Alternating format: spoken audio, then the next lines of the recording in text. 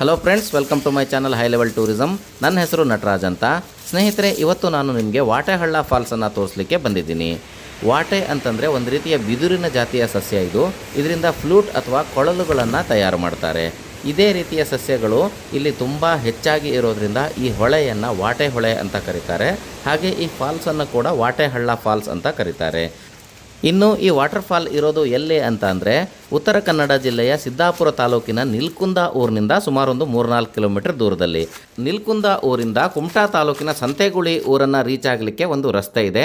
ನೀವಿಲ್ಲಿ ನಮ್ಮ ಎದುರುಗಡೆ ನೋಡಬಹುದು, ಇಲ್ಲೇನು ಬ್ರಿಡ್ಜ್ ಕಾಣಿಸ್ತಾ ಇದೆಯಲ್ಲ, ಇದೇ ವಾಟೆಹಳ್ಳ ಬ್ರಿಡ್ಜು. ಇದನ್ನು ದಾಟಿದ ಕೂಡಲೇ ನಮಗೆ 2 ರಸ್ತೆಗಳು ಸಿಗ್ತವೆ.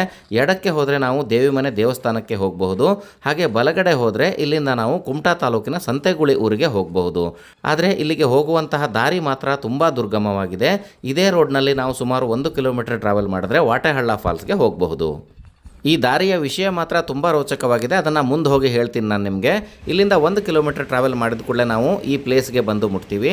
ಇಲ್ಲಿಂದನೇ ನಾವು ಕೆಳಗಡೆ ಇಳಿದು ಹೋಗಿ ವಾಟೆಹಳ್ಳ ಫಾಲ್ಸನ್ನು ನೋಡಬಹುದು. ಇಲ್ಲಿ ಎದುರುಗಡೆ ನೋಡಿದ್ರೇ ನಿಮಗೆ ಗೊತ್ತಾಗುತ್ತೆ, ಸುಮಾರು 1 ಕಿಲೋಮೀಟರ್ ಆಳವಾದಷ್ಟು ಇಲ್ಲಿ ಪ್ರಪಾತ ಇದೆ.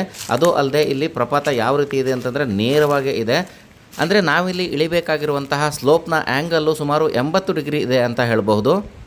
ಸೊ ಇಲ್ಲಿ ಇಳಿಬೇಕಾದ್ರೆ ತುಂಬ ಹುಷಾರಾಗಿ ಇಳಿಬೇಕಾಗಿರುತ್ತೆ. ಇಲ್ಲಿ ನೀವು ಬೇಲಿಯನ್ನೆಲ್ಲ ನೋಡಬಹುದು, ಸೇಫ್ಟಿಗೆ ಅಂತ ಬೇಲಿ ಹಾಕಿದ್ದಾರೆ ಇಲ್ಲಿ ನೋಡಿ. ಈಗ ನಾವು ಬಂದಿರುವಂತಹ ದಾರಿ ನಮಗೆ ಈ ರೀತಿ ಕಾಣಿಸ್ತಾ ಇದೆ. ಈಗ ಇಲ್ಲಿಂದ ನಾವು ಕೆಳಗಡೆ ಇಳಿದು ಹೋಗೋಣ. ಕೆಳಗಡೆ ಹೋಗ್ತಾ ಹೋಗ್ತಾ ಇಲ್ಲಿ ಡೀಟೇಲ್ಸನ್ನು ನಿಮಗೆ ಹೇಳ್ತಾ ಹೋಗ್ತೀನಿ ನಾನು. ಆದರೆ ಇಲ್ಲಿ ನೋಡಬಹುದು ನೀವು, ಮಣ್ಣು ಸ್ವಲ್ಪ ಜಾರತ್ತೆ. ಹಾಗೆ ಇಲ್ಲೇನಾದರೂ ನಿಮಗೆ ಕಲ್ಲು ಸಿಕ್ತು, ಕಲ್ಲಿನ ಮೇಲೆ ಕಾಲಿಡ್ತೀನಿ ಅಂತಂದರೆ ಆ ಕಲ್ಲುಗಳು ಕೂಡ ಉರುಡಿ ಕೆಳಗಡೆ ಬಿದ್ದೋಗೋ ಚಾನ್ಸ್ ಇರುತ್ತೆ. ಅದಕ್ಕಾಗಿ ಸ್ವಲ್ಪ ಇರುವಂತಹ ಗಿಡ ಮರಗಳನ್ನು, ಅದು ಗಟ್ಟಿಯಾಗಿರುವಂತಹ ಗಿಡ ಮರಗಳನ್ನು ಹಿಡ್ಕೊಂಡು ನೀವು ಕೆಳಗಡೆ ಇಳಿದು ಹೋಗಬೇಕಾಗಿರುತ್ತೆ. ಈ ಫಾಲ್ಸ್ಗೆ ಪ್ರವಾಸಿಗರು ಬರೋದು ತುಂಬ ಕಡಿಮೆ. ಅದಕ್ಕಾಗಿ ನೀವೇನಾದರೂ ವಿಸಿಟ್ ಮಾಡ್ತೀರಿ ಅಂತ ಆದರೆ ಸ್ವಲ್ಪ ಬೇಸಿಗೆಯ ಟೈಮ್ನಲ್ಲಿ, ಅದು ಭಾನುವಾರ ದಿವಸ ಅಥವಾ ಯಾವುದಾದ್ರೂ ಒಂದು 2-3 ರಜೆ ಒಟ್ಟಿಗೆ ಬಂದಾಗ ಇಲ್ಲಿ ಬಂದರೆ ತುಂಬ ಒಳ್ಳೆಯದು. ಸೊ ಒಂದು 2-3 ಬೈಕ್ ಆದರೂ ಸಿಕ್ಕೇ ಸಿಗುತ್ತೆ. ಒಂದು 2-3 ಜನ ಆದರೂ ಇದ್ದೇ ಇರ್ತಾರೆ ಅಂತ ಹೇಳ್ಬಹುದು. ಅದು ಗ್ಯಾರಂಟಿ ಹೇಳಲಿಕ್ಕಾಗಲ್ಲ. ಅದು ಬಿಟ್ಟು ನೀವು ಬೇರೆ ದಿನ ಬರ್ತೀರಿ ಅಂದರೆ ನಿಮಗೆ ಯಾರೂ ಕೂಡ ಸಿಗಲ್ಲ ಇಲ್ಲಿ. ಸೋಮವಾರ, ಮಂಗಳವಾರ, ಬುಧವಾರ ವರ್ಕಿಂಗ್ ಡೇ ಇದ್ದಾಗ ಯಾವಾಗಾರು ಬರ್ತೀರಿ ಅಂತಂದರೆ ಯಾರೂ ಕೂಡ ಈ ಫಾಲ್ಸ್ಗೆ ಹೋಗೋದಿಲ್ಲ. ಇನ್ನು ಇಲ್ಲಿಗೆ ಬರುವಂತಹ ರೋಡಿನ ಬಗ್ಗೆ ಹೇಳಬೇಕು ಅಂತಂದರೆ, ರೋಡು ಅಂತಂದರೆ ಈಗ ನಿಲ್ಕುಂದ ಊರಿನಿಂದ ಕುಮಟಾ ತಾಲೂಕಿನ ಸಂತೆಗುಳಿ ಊರಿನವರೆಗೆ ಹೋಗಲಿಕ್ಕೆ ಏನು ಇಲ್ಲಿ ಕಾಡಿನಲ್ಲಿ ರೋಡನ್ನು ಮಾಡಿದ್ದಾರೆ. ಈ ರೋಡಿನ ಬಗ್ಗೆ ಹೇಳಬೇಕು ಅಂತಂದರೆ, ಈ ರೋಡನ್ನು ಈಗ ಜೀರ್ಣೋದ್ಧಾರ ಮಾಡಿ ಸರಿ ಮಾಡಿದರೂ ಕೂಡ ಇದನ್ನು ತುಂಬ ವರ್ಷದ ಹಿಂದೆ ಮಾಡಿದ್ರಂತೆ. ಅಂತಂದರೆ ಆವಾಗ ನೀವೇನಾದರೂ ವಾಟೆಹಳ್ಳ ಫಾಲ್ಸನ್ನು ಎಕ್ಸ್ಪ್ಲೋರ್ ಮಾಡಲಿಕ್ಕೆ ಬರ್ತೀರಿ ಅಂತಾದರೆ ಆವಾಗಲೂ ಕೂಡ ಇಲ್ಲಿ ಅಗಲವಾದಂತಹ ಒಂದು ರೋಡು ಇದ್ದಿದ್ದು ನಿಮಗೆ ಗೊತ್ತಾಗ್ತಿತ್ತು. ಆದರೆ ಮಧ್ಯದಲ್ಲಿ ಒಂದು ಕಾಲುದಾರಿಯಷ್ಟು ಜಾಗ ಮಾತ್ರ ಇತ್ತು. ಅಂತಂದರೆ ಅಕ್ಕಪಕ್ಕದಲ್ಲೆಲ್ಲ ಗಿಡ ಮರಗಳು ಬೆಳೆದಿರ್ತಿದ್ವು, ಮತ್ತು ಮರಗಳೆಲ್ಲ ಬಿದ್ದಿರೋದೆಲ್ಲ ಹಾಗೇ ಇರ್ತಿದ್ವು. ಸಣ್ಣ ಪುಟ್ಟ ಗಿಡಗಳಂತೂ ಇದ್ದೇ ಇರ್ತಿದ್ವು. ಅದರ ಮಧ್ಯದಲ್ಲಿ ಪ್ರಾಣಿಗಳು ಓಡಾಡಿರೋ ದಾರಿನಲ್ಲೇ ನಾವು ಹೋಗಬೇಕಾಗಿತ್ತು. ಹಾಗಂತ ಬೈಕು ವಾಟೆಹಳ್ಳ ಫಾಲ್ಸ್ನ ಪ್ಲೇಸ್ವರೆಗೂ ಹೋಗ್ತಿತ್ತು. ಆವಾಗೂ ಕೆಲವು ಜನ ಹೋಗ್ತಿದ್ರೇನೋ ಗೊತ್ತಿಲ್ಲ. ಆದರೆ ನಾವು ಕೂಡ ಈಗ ಒಂದು 15 ವರ್ಷದ ಹಿಂದೆ ಬಂದಾಗ ನಾನು ಮತ್ತು ನಮ್ಮ ರಿಲೇಟಿವ್ ಹುಡುಗ ಒಬ್ಬರು ಈ ವಾಟೆಹಳ್ಳ ಫಾಲ್ಸನ್ನು ಎಕ್ಸ್ಪ್ಲೋರ್ ಮಾಡಲಿಕ್ಕೆ ಬಂದಿದ್ವಿ. ಆವಾಗ ಈ ವಾಟೆಹಳ್ಳ ಫಾಲ್ಸನ್ನು ಟಾಪ್ ಸೆಕ್ಷನ್ ಕೂಡ ಎಕ್ಸ್ಪ್ಲೋರ್ ಮಾಡಿದ್ವಿ.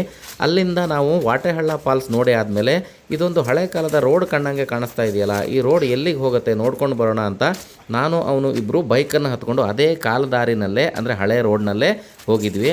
ಆ ರೋಡು ಯಾವ ಕಾರಣದಿಂದ ಬಂದಾಯಿತು ಅಥವಾ ಅದು ಮುಂದೆ ಹೋಗಿ ರೀಚ್ ಆಗಿತ್ತೋ ಇಲ್ವೋ ಗೊತ್ತಿಲ್ಲ. ಅದು ಅಲ್ಲದೆ ಇಲ್ಲಿ ಪ್ರಾಣಿಗಳು ಜಾಸ್ತಿ ಇರೋದ್ರಿಂದ ಜನ ಏನಾದರೂ ಓಡಾಡಲಿಕ್ಕೆ ಸ್ಟಾಪ್ ಮಾಡಿಬಿಟ್ಟಿದ್ರು, ಏನಾಗಿತ್ತು ಅಂತ ಗೊತ್ತಿಲ್ಲ. ಆದರೆ ನಾವು ಎಕ್ಸ್ಪ್ಲೋರ್ ಮಾಡ್ಕೊಂಡು ಹೋಗ್ತಾ ಇರಬೇಕಾದ್ರೆ, ಕಾಲ್ದಾರಿನಲ್ಲಿ ಹೋಗ್ತಾ ಇರಬೇಕಾದ್ರೆ ಮಧ್ಯದಲ್ಲೇ, ಅಂದರೆ ರೋಡ್ನ ಮಧ್ಯದಲ್ಲೇ ದೊಡ್ಡ ದೊಡ್ಡ ಮರಗಳು ಕೂಡ ಬೆಳೆದಿರೋದು ನಮಗೆ ಗೊತ್ತಾಗ್ತಿತ್ತು. ಅಂದರೆ ತುಂಬ ವರ್ಷದಿಂದ ಇದನ್ನು ಯಾರೂ ಯೂಸ್ ಮಾಡಿಲ್ಲ ಅನ್ನೋದು ಗೊತ್ತಾಗ್ತಿತ್ತು. ಹಾಗೆ ನಾವು ಈ ವಾಟೆಹಳ್ಳ ಫಾಲ್ಸ್ನ ಸ್ಟಾಪ್ ಏನಿದೆ ಇದಕ್ಕಿಂತ ಸುಮಾರು ಒಂದು 2 ಕಿಲೋಮೀಟರ್ ದೂರ ಕಾಡಲ್ಲಿ ಹೋಗಿದ್ವಿ. ಆವಾಗ ರೋಡಿನ ಕುರುಹುಗಳನ್ನು ಹುಡ್ಕೊಂಡು ಹೋಗಿದ್ವಿ. ಆದರೆ ಹಾಗೆ ಹೋಗ್ತಾ ಇರಬೇಕಾದ್ರೆ ನಮಗೆ ಮಧ್ಯದಲ್ಲಿ ವಾಟೆ ಮಟ್ಟಿಗಳು ಕೂಡ ಬೆಳೆದಿರೋದು ಕಾಣಿಸ್ತಾ ಇತ್ತು. ವಾಟೆ ಮಟ್ಟಿಗಳಂದ್ರೆ ಈಗ ನಾವಿಲ್ಲಿ ಕೆಳಗಡೆ ಇಳಿತಾ ಇರಬೇಕಾದ್ರೆ ನಿಮಗೆಲ್ಲ ಮಟ್ಟಿಗಳು ಕಾಣಿಸ್ತಾ ಇದೆಯಲ್ಲ, ಆ ಮಟ್ಟಿಗಳೆಲ್ಲ ಮೇನ್ ರೋಡಲ್ಲೇ ಬೆಳ್ಕೊಂಡಿದ್ವು. ಸೊ ಅದರಲ್ಲಿ ಕೂಡ ಒಂದು ಸಣ್ಣ ಸಣ್ಣ ಕಾಲುದಾರಿ ಥರ ಆಗಿರ್ತಿದ್ವು. ಅಂದರೆ ಪ್ರಾಣಿಗಳೆಲ್ಲ ಓಡಾಡಿ ಅಲ್ಲಿ ಕಾಲುದಾರಿಗಳೆಲ್ಲ ಕ್ರಿಯೇಟ್ ಆಗಿರ್ತಿದ್ವು. ಅದೇ ಕಾಲುದಾರಿಗಳಲ್ಲೇ ನಾನು ಬೈಕ್ ಹೊಡ್ಕೊಂಡು ಹೋಗಿದ್ದೆ. ಆದರೆ ತುಂಬ ಒಂದು 2 ಕಿಲೋಮೀಟ್ರ್ ಹೋಗಾದ ನಂತರ ಒಂದು ದೊಡ್ಡ ಮರ ಬಿದ್ದುಬಿಟ್ಟಿತ್ತು. ಅಲ್ಲಿಂದ ಬೈಕ್ ತೊಗೊಂಡು ಆ ಕಡೆ ಹೋಗ್ಲಿಕ್ಕೆ ಆಗಲಿಲ್ಲ.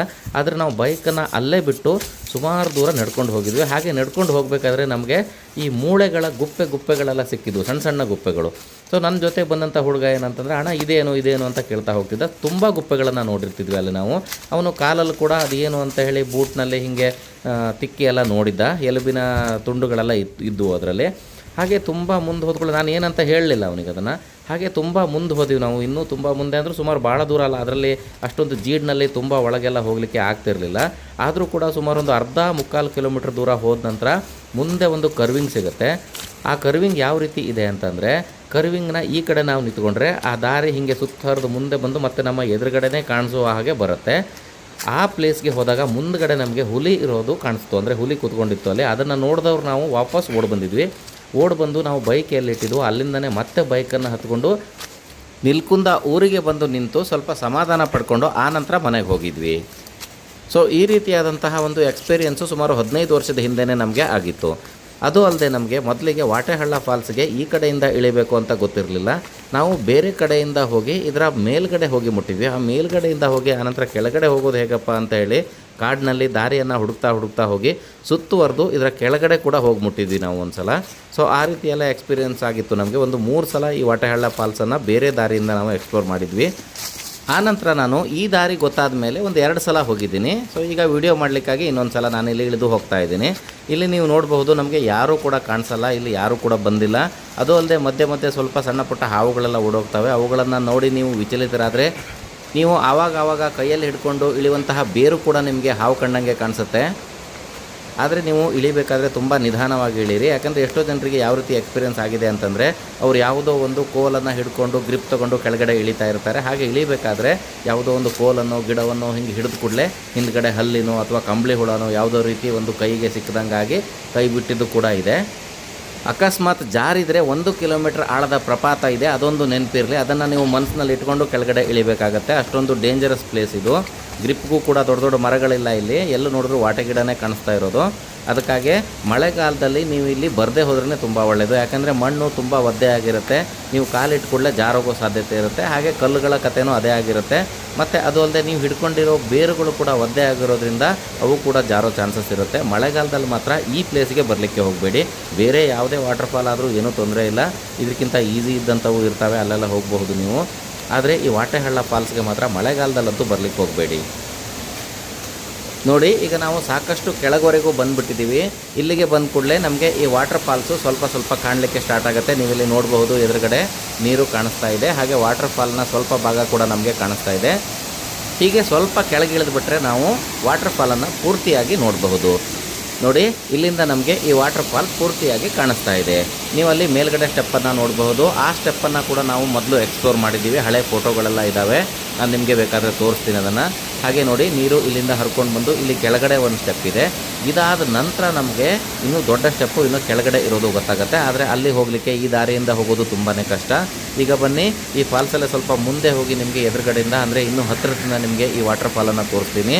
ಸ್ನೇಹಿತರೆ, ನಾನು ಈ ವಿಡಿಯೋದಲ್ಲಿ ಯಾವುದೇ ರೀತಿಯ ಮ್ಯೂಸಿಕ್ಕನ್ನು ಆ್ಯಡ್ ಮಾಡೋದಿಲ್ಲ. ನಿಮಗೆ ಇಲ್ಲಿ ಪ್ಯೂರ್ಲಿ ಈ ವಾಟರ್ ಫಾಲ್ನ ಸೌಂಡನ್ನೇ ಇಟ್ಟಿರ್ತೀನಿ. ಸ್ನೇಹಿತರೆ, ಅಲ್ಲಿ ಎದುರುಗಡೆ ಮೇಲಿನ ಸ್ಟೆಪ್ ಏನೋ ಕಾಣಿಸ್ತಾ ಇದೆಯಲ್ಲ, ಆ ಸ್ಟೆಪ್ಪಿಗೆ ನಾವು ಮೇಲ್ಗಡೆಯಿಂದ ಬಂದರೆ ಅರ್ಧದವರೆಗೂ ಇಳಿಬಹುದು. ಆದರೆ ಹೊಳೆಯಲ್ಲೇ ನಡ್ಕೊಂಡು ಬಂದರೂ ಬರ್ತದೆ, ಹಾಗೆ ಕಾಡಲ್ಲೇ ಮೇಲ್ಗಡೆಯಿಂದ ನಾವು ಇಳಿದ್ರೂ ಬರುತ್ತೆ. ಆದರೆ ಈ ಸ್ಟೆಪ್ಪಲ್ಲಿ ಇಳಿಬೇಕಾದ್ರೆ ಸ್ವಲ್ಪ ಬಂಡೆಗಳು ಕಡಿದಾಗಿರೋದ್ರಿಂದ ಇಳಿಲಿಕ್ಕಾಗಲ್ಲ. ಹಾಗೆ ಇಲ್ಲಿ ಸ್ವಲ್ಪ ಜನರು ಈಜಾಡಲಿಕ್ಕೆ ಅಥವಾ ನೀರಲ್ಲಿ ಇಳಿಲಿಕ್ಕೆ ಸ್ವಲ್ಪ ಜಾಗ ಇದೆ ಇಲ್ಲಿ. ಆದರೆ ಸ್ವಲ್ಪ ಹುಷಾರಾಗಿರಬೇಕು, ಕೆಳಗಡೆ ಕಲ್ಲುಗಳೆಲ್ಲ ಇರುತ್ತೆ. ಇಲ್ಲಿ ಕಲ್ಲು ಬಂಡೆಗಳ ಮಧ್ಯದಲ್ಲಿ ಹರ್ಕೊಂಡು ಹೋಗುವಂತಹ ನೀರು ಇಲ್ಲಿ ಕೂಡ ಒಂದು ಸ್ಟೆಪ್ಪನ್ನು ಕ್ರಿಯೇಟ್ ಮಾಡುತ್ತೆ. ಹಾಗೆ ಮುಂದೆ ಕೂಡ ಒಂದು ಸ್ಟೆಪ್ ಇದೆ. ನೀವಿಲ್ಲಿ ನೋಡಬಹುದು, ನಾವು ಬಂದ ದಾರಿ ಯಾವ ರೀತಿ ಇದೆ ಅಂತ ನಿಮಗೆ ಇಲ್ಲಿ ಕಾಣಿಸುತ್ತೆ. ಇಲ್ಲಿ ಇಷ್ಟೊಂದು ದಟ್ಟವಾದ ಕಾಡಲ್ಲಿ ಈ ರೀತಿ ಸ್ಲೋಪಲ್ಲಿ ನಾವು ಒಳಗಡೆ ವಾಟೆ ಮಟ್ಟಿಯ ಒಳಗಡೆ ನಡ್ಕೊಂಡು ಬಂದಿದ್ದೀವಿ. ನೀವೇನಾದರೂ ತಿಂಡಿಯನ್ನು ನಿಮ್ಮ ಜೊತೆ ತೊಗೊಂಡು ಬಂದರೆ ನೀವಿಲ್ಲಿ ಆರಾಮಾಗಿ ತಿನ್ನಬಹುದು. ಆದರೆ ನೀವು ತಂದಿರುವಂತಹ ಯಾವುದೇ ಪ್ಲಾಸ್ಟಿಕ್ಗಳನ್ನಾಗಲಿ ಕಸಕಡ್ಡಿಗಳನ್ನಾಗಲಿ ನಿಮ್ಮ ಜೊತೆನೇ ತೊಗೊಂಡು ಹೋಗಬೇಕು, ಇಲ್ಲಿ ಎಸಿಬಾರ್ದು. ಯಾಕೆಂದರೆ ಇಲ್ಲಿ ಪರಿಸರವನ್ನು ಸ್ವಚ್ಛವಾಗಿಡಬೇಕಾಗಿರುತ್ತೆ. ಈ ಭಾಗದಲ್ಲಿ ಸಾಕಷ್ಟು ಟೂರಿಸ್ಟ್ ಪ್ಲೇಸಸ್ಗಳಿದ್ದಾವೆ. ಉದಾಹರಣೆಗೆ ಉಂಚಳ್ಳಿ ಫಾಲ್ಸ್ ಅಥವಾ ಲುಷಿಂಗ್ಟನ್ ಫಾಲ್ಸ್ ಅನ್ನುವಂಥದ್ದು ತುಂಬ ಫೇಮಸ್ ಆಗಿರುವಂಥದ್ದು. ಅಲ್ಲಿಗೆ ಬಂದವರು ಕೂಡ ಈ ಪ್ಲೇಸ್ಗೆ ವಿಸಿಟ್ ಮಾಡಬಹುದು. ಅದು ಅಲ್ಲದೆ ಇಲ್ಲೇ ಹತ್ತಿರದಲ್ಲಿ ಭೀಮನಗುಡ್ಡ ಅಂತ ಇದೆ ನಿಲ್ಕುಂದದಲ್ಲೇ, ಅದು ಕೂಡ ಒಂದು ಒಳ್ಳೆ ಪ್ಲೇಸು. ಅದು ಒಂದು ಸನ್ಸೆಟ್ ವ್ಯೂ ಪಾಯಿಂಟು. ನಾವು ಅಲ್ಲಿ ನಿಂತ್ಕೊಂಡು ಅಘನಾಶಿನಿ ನದಿ ಹರಿದಿರೋದನ್ನು ನೋಡಬಹುದು. ಅದರ ವಿಡಿಯೋ ಕೂಡ ನಿಮಗೆ ನನ್ನ ಚಾನಲ್ನಲ್ಲೇ ಸಿಗುತ್ತೆ. ಹಾಗೆ ಉಂಚಳ್ಳಿ ಫಾಲ್ಸ್ನ ವಿಡಿಯೋ ಕೂಡ ನಿಮಗೆ ನನ್ನ ಚಾನಲ್ನಲ್ಲೇ ಸಿಗುತ್ತೆ. ಹಾಗೆ ಇನ್ನು ಈ ವಾಟೆಹಳ್ಳ ಫಾಲ್ಸ್ನ ಹತ್ತಿರ ಇರುವಂತಹ ಇನ್ನೂ ಒಂದು ಪ್ರೇಕ್ಷಣೀಯ ಸ್ಥಳ ಅಂತಂದರೆ ದೇವಿ ಮನೆಯ ದೇವಸ್ಥಾನ. ತುಂಬ ಸುಂದರವಾದ ಪ್ರದೇಶದಲ್ಲಿದೆ ಅದು. ಹಾಗೆ ಅದರ ಜೊತೆಗೆ ಅದರ ಹಿಂದೆ ಹೋದರೆ ನಮಗೆ ಒಂದು ವ್ಯೂ ಪಾಯಿಂಟ್ ಸಿಗುತ್ತೆ, ದೇವಿ ಮನೆ ವ್ಯೂ ಪಾಯಿಂಟ್ ಅಂತ. ಅದು ಕೂಡ ತುಂಬ ಚೆನ್ನಾಗಿದೆ. ಎಲ್ಲವುಗಳು ಕೂಡ ನಿಮಗೆ ನನ್ನ ಚಾನಲ್ನಲ್ಲೇ ಸಿಗ್ತವೆ. ನೀವೇನಾದರೂ ಈ ಭಾಗದಲ್ಲಿ ಬಂದರೆ ಇಲ್ಲೆಲ್ಲ ಟೂರ್ ಮಾಡಿ ಹೋಗಬಹುದು. ಹಾಗೆ ಮೇಲ್ಗಡೆ ರಸ್ತೆ ಅಂದರೆ ನಿಲ್ಕುಂದದಿಂದ ಕುಮಟಾ ತಾಲೂಕಿನ ಸಂತೆಗಳಿಗೆ ಹೋಗುವಂತಹ ರಸ್ತೆಯನ್ನು ಏನೀಗ ಜೀರ್ಣೋದ್ಧಾರ ಮಾಡಿ ವೆಹಿಕಲ್ಗಳೆಲ್ಲ ಹೋಗಲಿಕ್ಕೆ ಅವಕಾಶ ಮಾಡಿಕೊಟ್ಟಿದ್ದಾರಲ್ವ, ಆ ದಾರಿಯಲ್ಲಿ ನಾನು ನಿಲ್ಕುಂದದಿಂದ ಕುಮಟಾವರೆಗೆ ಹೋಗಿರೋದರ ವಿಡಿಯೋ ಕೂಡ ನಿಮಗೆ ಇದೇ ಚಾನಲಲ್ಲೇ ಸಿಗುತ್ತೆ.